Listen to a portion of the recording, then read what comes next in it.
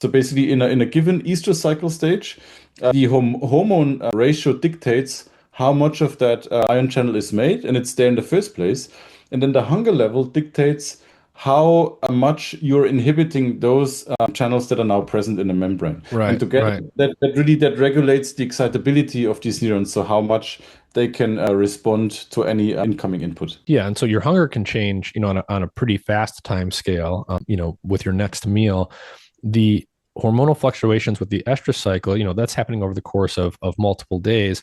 And then, of course, so you're talking about hormones, they're changing on a relatively slow time scale. They're getting into the brain, into the hypothalamus, into the nucleus of these neurons, ultimately changing gene expression to change how much of this ion channel these neurons have. That takes time too, right? It takes hours and even usually overnight or over day, if you're a mouse, to sleep and then transport the channels out there and stuff. And so you can even think very intuitively, I think, about how sleep would integrate into this. And maybe if there are parents listening, they can start to think like, oh yeah, when I'm hungry and I'm tired, sometimes I really want to kind of I get aggressive towards my kids, and you can kind of Yeah. intuit how all of these things tie together.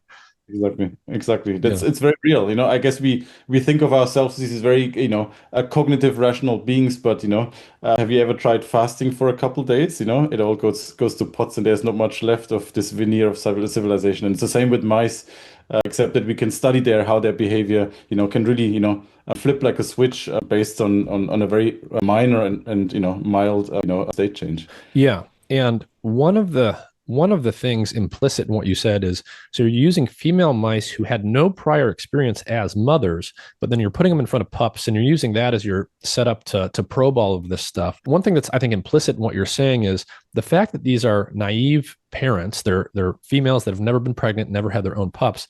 That tells us that all of the parental care circuitry is already inside of them latent. It's just sort of waiting for the right stuff to be around, hormones and other things to express itself, the presence of the pups, the right hormones and the right ratios, all of that. But it's there, it's latent inside of all females. And with that in mind, what can you start to tell us about how the parental care, how the circuitry might change when a female actually becomes pregnant and has her first litter? I would imagine that these hormonal changes are resculpting the circuitry to make it more likely, even when she's hungry, that she's going to engage in the parental care behavior. Mhm. Exactly. So that's a question that we addressed when I started my lab about 6 years ago. So I when I did my postdoc in Catherine Dulac's lab at Harvard, I my sort of project was to really to disentangle parenting circuits in the mouse brain, and I did this. I tried to deconstruct these circuits in both male and female mice. And also, compare the circuit architecture between virgin female mice, so sexually inexperienced female mice, but also moms. By and large, I didn't find any dramatic differences, and that was sort of interesting because I was expecting, given that the behaviors of these animals was so very, very different. For instance, these virgin females, yes, they are a bit parental, but when you compare the performance to a mother, for instance, it's like day and night. Mothers Mm. spend most of their waking hours looking after pups. They retrieve them, within less than a second. It's a very very big difference.